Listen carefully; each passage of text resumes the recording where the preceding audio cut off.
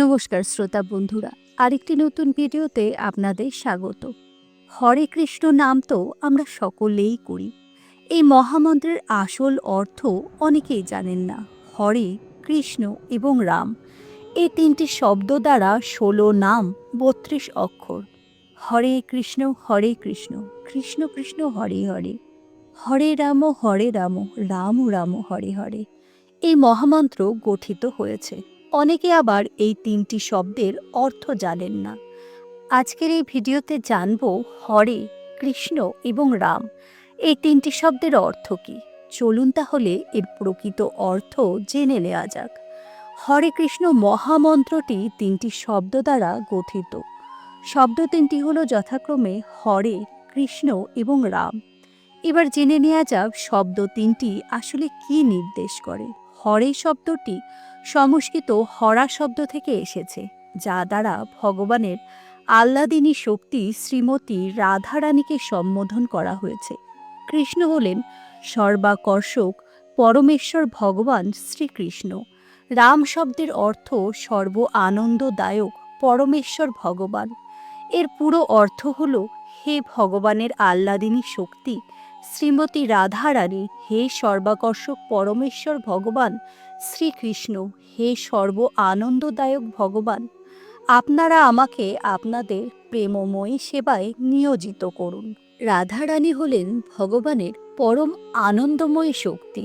সৃষ্টির আদিতে পরমেশ্বর ভগবান তার নিজের সেবা ও ভক্তসঙ্গ লাভের জন্য শ্রীমতী রাধারানীকে তার হৃদয়ের বাম পাশ থেকে সৃষ্টি করেছিলেন।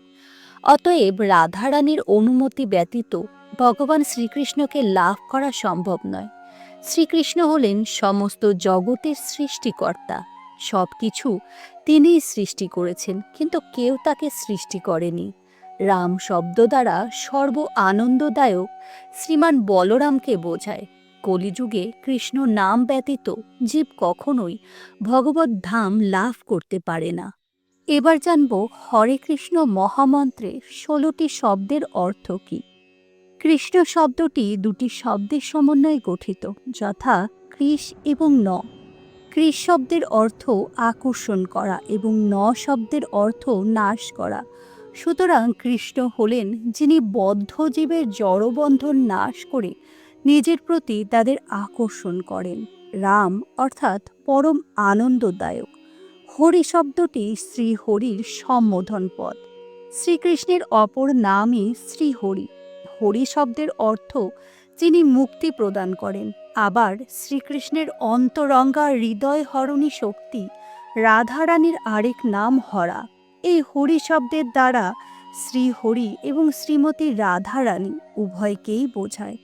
হরে অর্থাৎ হে শ্রীমতী রাধারানী, কৃপাপূর্বক আমার মনকে আকৃষ্ট করে আমার ভববন্ধন মোচন করুন। কৃষ্ণ অর্থাৎ হে শ্রীকৃষ্ণ, কৃপাপূর্বক আমার মনকে আপনার প্রতি আকৃষ্ট করুন। হরে অর্থাৎ হে রাধারানী, আপনার অতুলনীয় মধুরিমার দ্বারা আমার চিত্তকে মুগ্ধ করুন।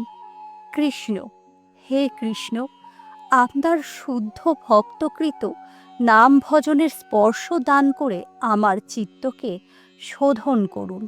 কৃষ্ণ হে কৃষ্ণ, আপনার চিন্ময় নামরূপ গুণলীলা স্মরণের জন্য আমাকে অবিচলিত নিষ্ঠা প্রদান করুন। কৃষ্ণ হে কৃষ্ণ, কৃপা করুন আমি যেন আপনার সেবায় রুচি লাভ করতে পারি। হরে হে রাধে, অনুকম্পা প্রদর্শন পূর্বক আমাকে আপনার সেবায় যোগ্য করে তুলুন।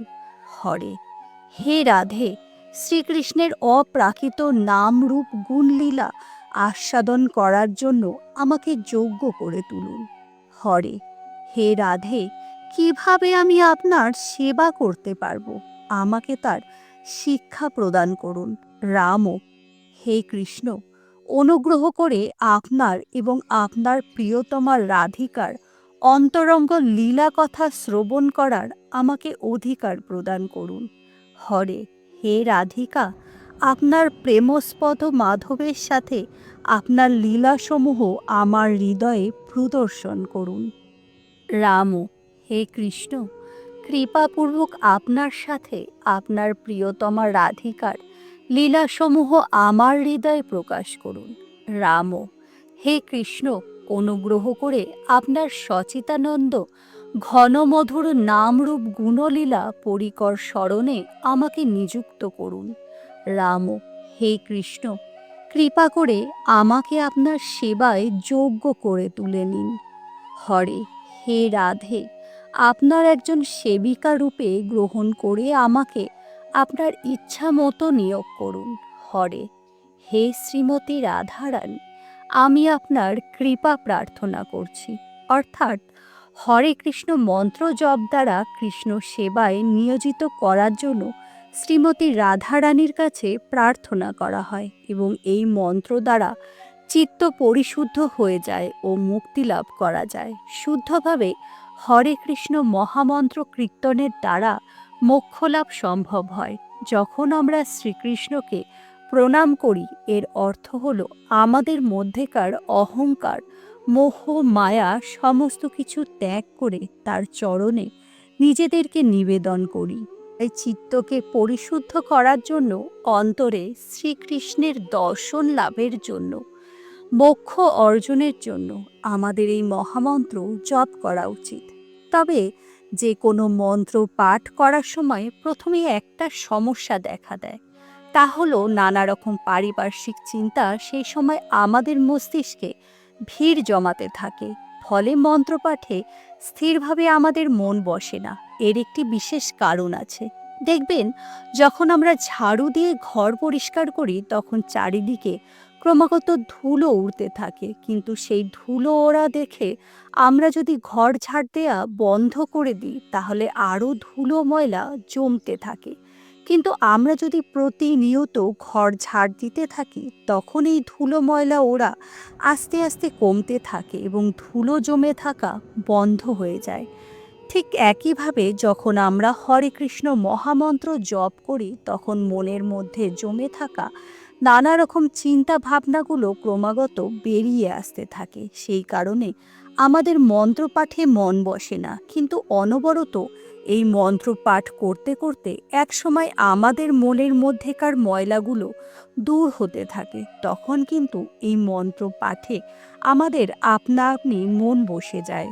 তবে হ্যাঁ, একটা কথা অবশ্যই মনে রাখতে হবে, শুধুমাত্র হরে কৃষ্ণ মহামন্ত্র বা অন্য কোনো মন্ত্র জপ করলেই হবে না। কেউ যদি নানা রকম পাপ কর্ম করে আর ভাবে এই মহামন্ত্র জপ করলেই সমস্ত পাপ থেকে মুক্তি পাবে, তা কিন্তু কখনোই নয়। মহামন্ত্র জপের সাথে সাথে আমাদের নানা রকম কল্যাণকর কাজ করতে হবে, অন্যকে সাহায্য করতে হবে, সকলের পাশে থাকতে হবে এবং মানুষকে আঘাত করা বন্ধ করতে হবে। তবে যদি কেউ মন থেকে শ্রীকৃষ্ণকে গ্রহণ করেন এবং মন থেকে মন্ত্র পাঠ করেন, তার মধ্যে কিন্তু আপনা আপনি পরিবর্তন এসে যায়। তার মধ্যে থেকে তার সমস্ত কলুষতা, ময়লা আপনা আপনি দূর হয়ে যায়। তাই শ্রীকৃষ্ণের পাদপদ্মে নিজেকে নিবেদন করুন। তো আজকের ভিডিও এই পর্যন্ত। সকলেই ভালো থাকবেন। নমস্কার।